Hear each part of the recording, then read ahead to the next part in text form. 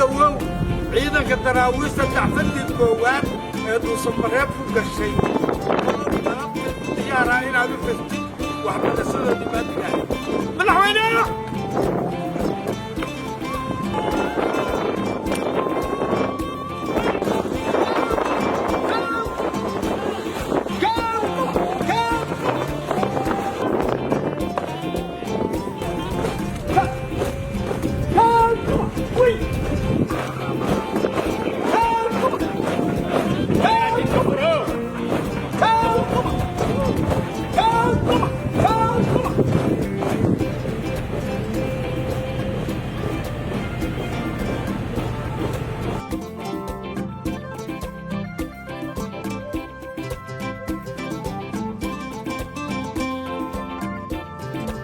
afar ilaa tankii bishii May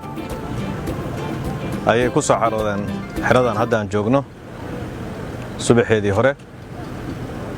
tababarkuna isla markaas uu bilowday runtii raggan badankoodu rag xaasliyaal ay u badan yihiin qofna kama dhaqaaqin saddexdaas bilood bartaasi joogeen saddexdan macallinna waa la hoydaan ayaguna taliyaashu waa saddex bay ahaayeen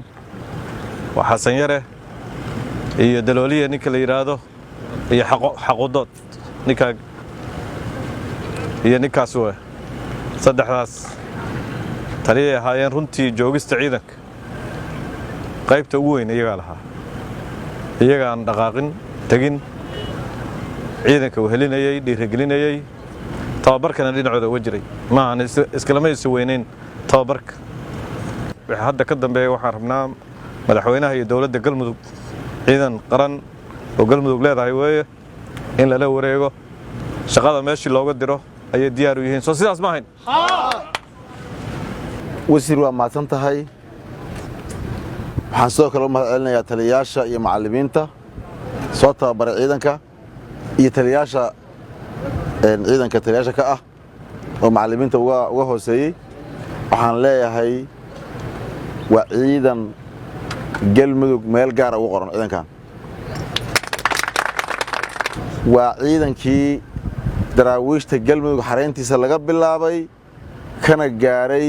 guul galabta noo muuqata oo u tababartay si dhammaystiran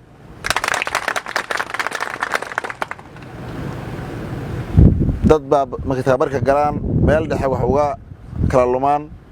tababarka dhammaysan waaya adkaysan waaya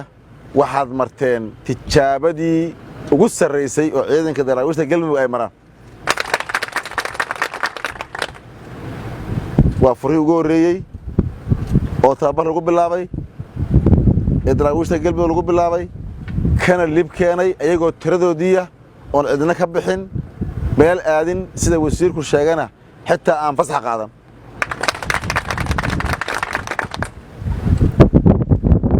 waxaad noo tihiin iyo ku dayasho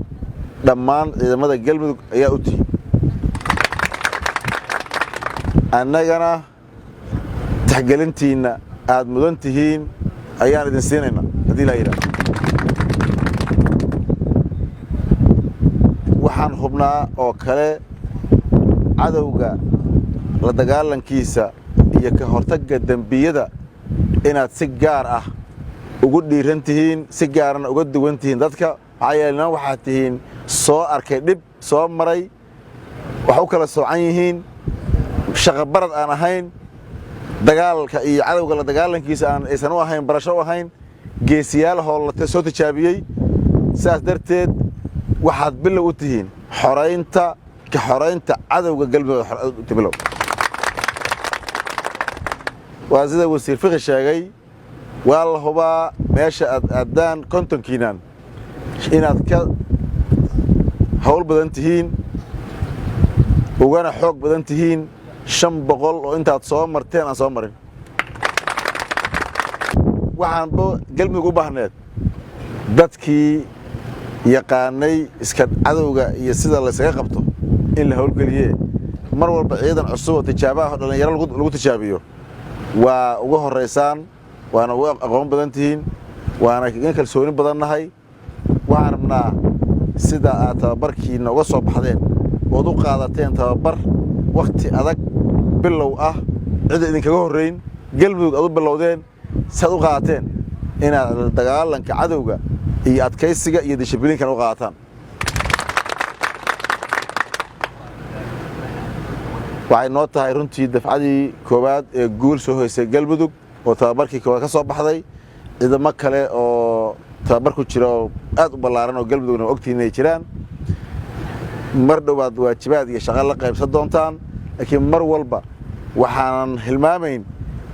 furihii iyo bilowgii iyo guulka gaaristaad samayseen mar walba waa ka duwantihiin ciidamada insha allah